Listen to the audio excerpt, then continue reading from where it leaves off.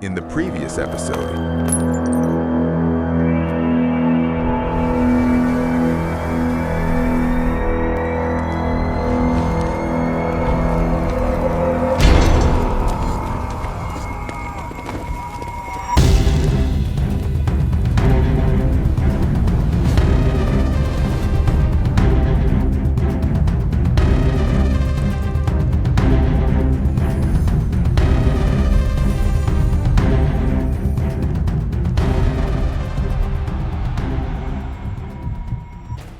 when Neferura said Thoth is signed, it sounded like a stamp in a legal office, dry, clean, final.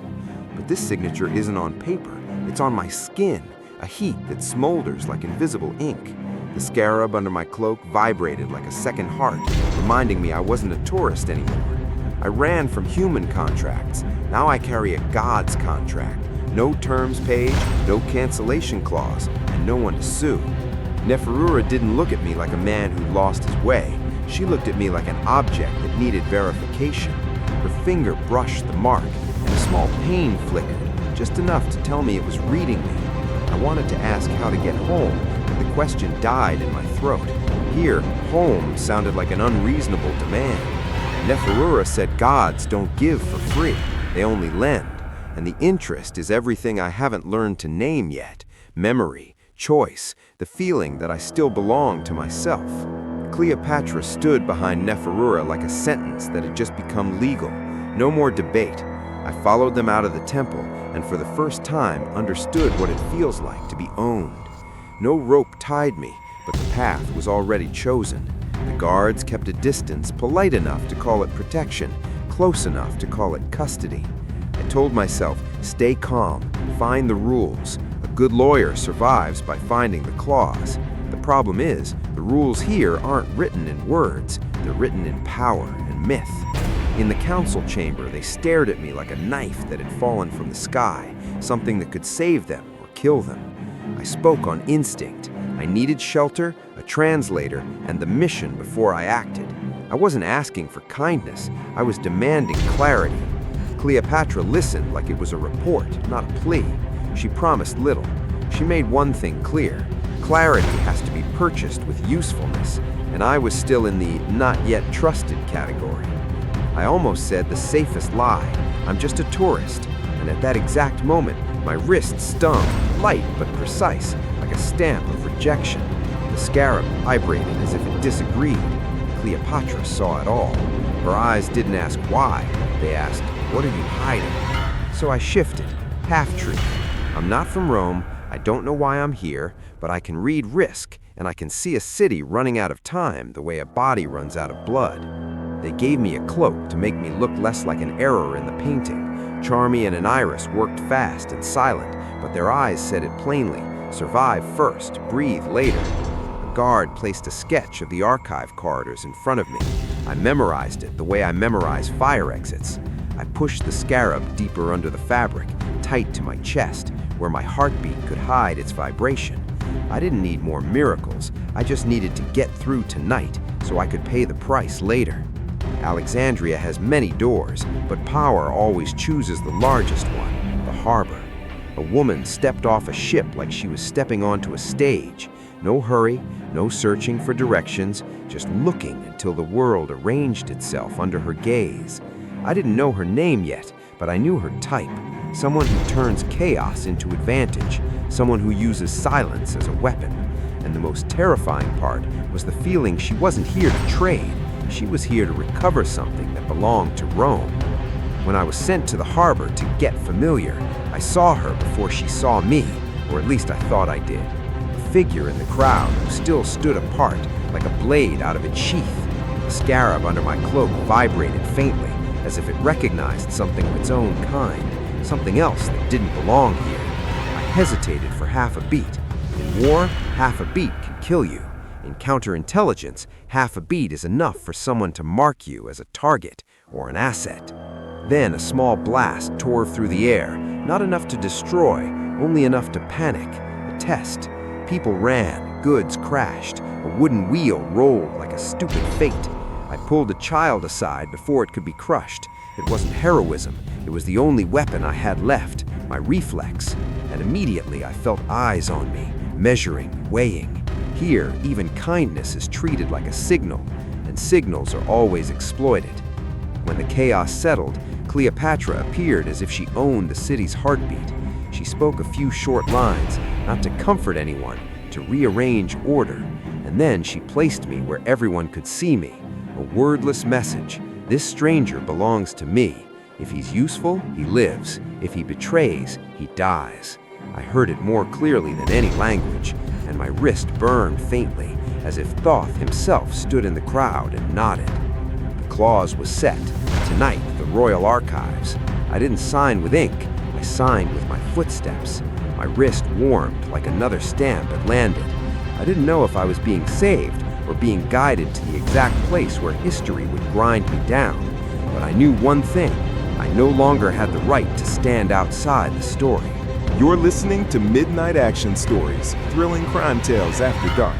If you enjoy these late-night missions, don't forget to subscribe, hit the bell, and drop your questions or theories in the comments below. Neferura pulled me into a room smaller, darker, and so quiet I could hear my heartbeat brushing my ribs. She set a bowl of black water in front of me and said, "Don't ask for the way home until you understand the price of the door." I stared at the mark on my wrist. It didn't feel like a wound. It felt like a lock that had been fastened onto my body. And a lock always has somewhere it's meant to fit, whether I wanted to or not. The water trembled when her finger touched it. For a brief beat, I saw glass and steel, white lights, a skyline I knew. Then it slid out of reach like sand. It wasn't memory. It felt like someone tugging a wire from inside my head, checking how much of me I was allowed to keep. Neferura said the gods don't kill you right away. They simply collect you, slowly. I swallowed hard, like I'd just been handed a sentence paid in installments. She placed the scarab in my palm like loading a bullet into a weapon. The Khepri scarab is a key, she said, but a key won't open anything if the hand holding it refuses to pay. I asked what the payment was, and the mark stung like the straightest answer. She told me my words would be weighed, my choices recorded. Reach too deep into that power, and I lose memories. I nodded like I understood the rules. Truth is, I was learning to fear the right thing. Night fell over the palace like a curtain. They gave me a dark cloak and something they called a key. Charmian tied the knot with practiced hands. Iris watched me like a bridge about to take too much weight. I hid the scarab tight to my chest, where a heartbeat could cover its vibration. I didn't need more magic. I needed to survive tonight so I'd still have enough memory left to fear tomorrow's price. We moved through corridors that looked ceremonial by day and looked like traps at night. Guards changed shifts on schedule, the habit every regime leans on to lull itself. I used that habit the way I used loopholes in contracts. The archive door appeared, heavy, carved with an ibis. I didn't know if Thoth was waiting inside or laughing somewhere outside, but I knew that beyond this door, one wrong step meant blood. Inside the archives, the air smelled like old power, dust, wax, leather. Scrolls lay still like sleeping snakes, and every name stored here could become a death sentence beyond these walls. I moved slowly, not out of respect for history, but because I knew secrets don't live alone. They live with traps. Uneven dust, a draft where there shouldn't be one, a shelf slightly off. This room was saying, "Don't touch me." I heard the click before I understood it was a warning. A blade snapped from the wall like a violent thought hidden in stone. A guard lunged on instinct and almost lost his hand. I yanked him back, and scrolls spilled like dirty snow. My heart pounded, not because I feared blood, but because I understood. This place was built to fight seekers, and I was a seeker. While everyone panicked, the calmest thing in the room was the writing on the wall. Ancient symbols slid under the torchlight like they were rewriting themselves. My hand rose on a new instinct, when I hated, and the mark flared. I touched a single glyph, and the trap fell silent for exactly one heartbeat, as if someone had loaned me authority. I pulled my hand away immediately. Borrowing from gods is debt with the highest interest, and I don't want to pay in memory. Behind a wax tablet, I found a hollow space, just big enough to hide something that could keep an empire standing or bring it down. A tunnel map to the harbor, a strip of cipher, and a note sealed with a mark that wasn't the ibis and wasn't Isis. It was sharp and cold like a coin. I didn't need to read fluently to understand Rome had touched this room before I did. I broke the seal like breaking a forbidden rule. The wax cracked with a sweet smell and a metallic edge. I couldn't read everything, but I recognized names the way you recognize a blade. Cleopatra, Alexandria, and one word that froze the back of my neck: erase. Outside, war horns echoed. Time was still moving, and here someone wanted to shorten a queen's life with a single line of text. The real attack wasn't spears or warships. It was ritual, lawfare against humanity's memory. If they erase Cleopatra from the story, everything she does becomes meaningless, as if she never existed. The mark on my wrist burned hot, like Thoth staring straight into me and asking, "Will you keep history correct, or will you let a woman live?" I clenched the paper, and it felt like holding sworn testimony. And I knew, from this moment on, every step I take will be an amendment. I carried that paper like a bomb wrapped in cloth, and Cleopatra, she didn't snatch it from me. She built a stage. They marched me into the courtyard before the crowd, like I'd committed a crime that couldn't be forgiven. I understood instantly. This was theater. Theater for the spies inside the city, for Rome outside the walls, and for a population trembling on the edge. Back in my world, we call it controlling the narrative. Here, it's the only way to buy another day of breathing. Cleopatra looked at me the way you look at a chess piece you might have to sacrifice to save the board. Her eyes said, "Endure." Not sympathy, complicity. I swallowed hard. In boardrooms, pressure smells like air conditioning. Here, it smells like iron. I wanted to shout that I was helping her, but I wasn't allowed to tell the truth. The mark on my wrist stung, soft but precise, like a reminder that even silence is a kind of signature. They forced me to my knees. The punishment landed, not on my skin, but on the stone beside me, loud enough for the crowd to believe it, clean enough for me to live. Cleopatra didn't want me dead. She wanted me seen as weak, so the enemy would think I was being discarded. I understood the logic. I hated the logic, but I hated something else more. The feeling that I was learning to survive by letting others decide how deserving I looked of being struck.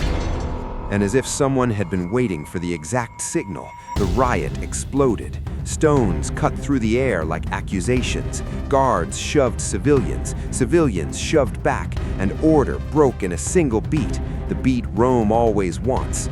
I knew it was a test, measuring how fast the palace would respond, and measuring whether I'd run or hold my ground. I stayed on my knees, not because I was obedient, but because I knew every eye was recording me inside their skulls, ready to retell it later in whatever version served them best. A hand yanked me out of the courtyard, firm, not cruel. Charmian and Iris shoved me into a dark passage, like they were pulling a secret out of the crowd.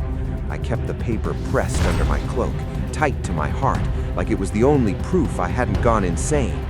In the corridor, I heard Cleopatra giving orders, her voice slicing through chaos like a blade already sharpened. I understood. She was using the entire city as smoke cover for the real move, and I was being dragged straight into its center. I looked up on instinct, and I saw her. On the rooftop, across the smoke and shouting, a woman stood perfectly still, as if the riot below was only background music. Her eyes weren't searching for an escape route, they were searching for answers. I didn't know her name yet, but I recognized the feeling, being read in reverse, and the scarab under my cloak vibrated, so faint it felt like a greeting. In my old life, I would have called that an opponent. Here, I call it disaster with a beautiful face. When I thought I'd slipped out of sight, I heard footsteps behind me, unhurried, unpanicked. Not guards, not civilians, the footsteps of someone who knew they were hunting. Something small dropped at my feet, cold, neat, deliberate. I didn't bend down right away. I stared at it like a clause added to a contract I never agreed to sign, and my wrist throbbed as if it already knew this clause was going to be expensive. I picked it up. The note smelled faintly of sea salt, like it had come straight from the harbor. The writing was tight, sharp, confident in the most infuriating way. I know you don't belong here. And beneath it, a name honed like a blade. Livia. My wrist burned low and steady. The scarab warmed under the fabric, like it was laughing softly. I didn't move because I understood. From this moment on, I wasn't only Cleopatra's asset. I was the target of someone who knew where I came from. She was already inside the city, unseen. I slipped the note inside my cloak, right beside the tunnel map, two secrets touching like twin knives in the dark. I turned back toward the palace, where Cleopatra was holding the city together with sheer will, and I knew, tonight, I'd signed another contract, not with a queen, with an enemy. You're listening to Midnight Action Stories, thrilling crime tales after dark. If you enjoy these late-night missions, don't forget to subscribe, hit the bell, and drop your questions or theories in the comments below.